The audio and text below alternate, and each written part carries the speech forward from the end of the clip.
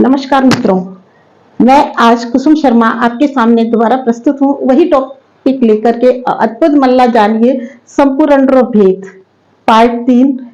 तो सबसे पहले मैं 2 लाइनें बोलना चाहूंगी। मंदिरों में दीपों का एक साथ जल जाना, मोतियों का माला में एक साथ पुर जाना, मेरे वतन का भी हो एक यही अफसाना। राग के छोटे बड़े भाई बहनों की बात अपन कर रहे हैं। कामना, मोह, आसक्ति, ये सब इसके छोटे बड़े भाई बहन हैं जो आगे पीछे रहते हैं। कामना, आसक्ति, कामना होने पर ध्यायतो विषयान पुंसे संगस्तेषु उपजायते, संगात संजायते कामे, कामात् क्रोधो अभिजायते, क्रोधात् भवति सम्मोह, सम्मोहात् स्मृति भ्रम, स्मृति भ्रंशात् बुद्धि नाश और बुद्धि नाशात् प्रणश्यन्ति। तो ये 62वां और 63वां श्लोक है गीता जी के दूसरे अध्याय का। तो इसमें एक लिंक बताया गया है कि किस तरह से बुद्धि का नाश होता है और किस तरह से मनुष्य का खुद का पतन हो जाता है। इस पूरी प्रक्रिया की श्रृंखला में कुछ एक सेकंड ही लगते हैं, कुछ एक सेकंड ही लगते हैं कि पहले कामना हुई किसी चीज की, फिर उसके बाद जो उसमें आसक्ति हुई और वो कामना जब पूरी नहीं हुई, कामात् क्रोधो उद्भवति, तो काम से जो है कामना के पूरा ना होने पर क्रोध बढ़ जाता है, क्रोध उत्पन्न हो जाता है, फिर सम्मोह हो जाता है। सम्मोह का मतलब है कि मोहित होते ही जो बुद्धि कार्य करना बंद कर देती है और मोहित होते ही स्मृति का नाश हो जाता है और स्मृति के नाश होने पर बुद्धि का नाश हो जाता है और बुद्धि के नाश होने पर मनुष्य का स्वयं का पतन हो जाता है। तो ये एक बहुत सुंदर एक श्लोक है श्रीमद् भगवत गीता का, जिसे कि जो है मैं बहुत पसंद करती हूँ, जो कि इस पूरी प्रक्रिया को बताता है। जैसे उदाहरण के लिए अगर हम देखते हैं कि कई बार सात्विक कार्यों से भी मनुष्य को राग हो जाता है। राजसिक और तामसिक गुण में तो जो है राग होता ही होता है। जब राजसिक गुण राग की उत्पत्ति होती है और राग के उत्पन्न होने पर जब कामना पूरी नहीं होती तो क्रोध हो जाता है, तो मनुष्य जो है तामसिक गुणों वाला हो जाता है, उसकी पूरी वृत्ति तामसिक हो जाती है।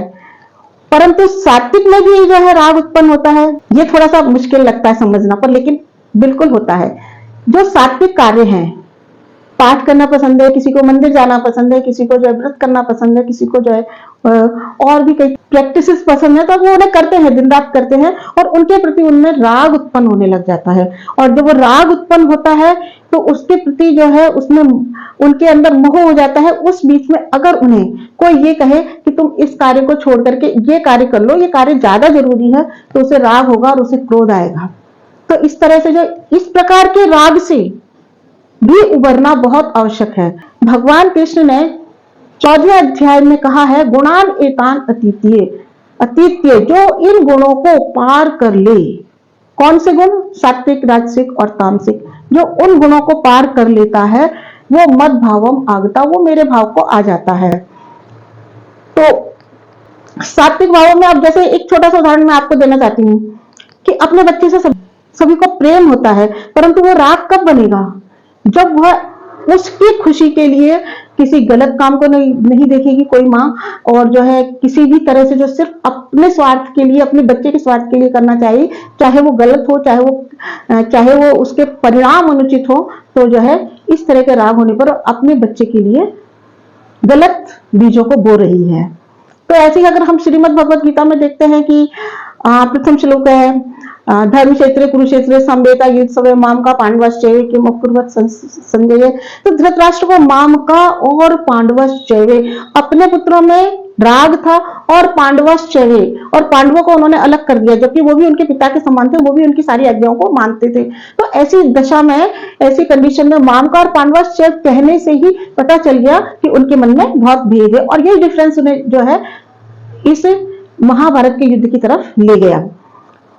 अब हम इन राग से कैसे उबर सकें? इन राग से उबरने का एक सबसे बड़ा तरीका यह है कि आप पहले सारी बुद्धि, मन और इंद्रियों के विषयों को छोड़ करके एक तरफ अपने आप को दूर स्थित कीजिए और फिर विचार कीजिए कि मेरे अंदर कौन सी भावनाएं चलती हैं, कब चलती है, कैसे चलती है, उनमें कौन से गुण से वो जुड़ी हैं और उनके क्या क्या परिणाम हो सकते हैं। तो इस तरह से अगर आप फोकस करेंगे तो आप निश्चित रूप से देख पाएंगे कि जो क्या क्या हो सकता, किस किस तरीके से जो है।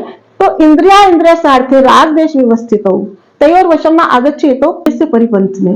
तो ये जो है राग देश जो है इंद्रियों में इस प्रकार से स्थित है, इस प्रकार से स्थित है कि इनको पहचान पाना बहुत मुश्किल है।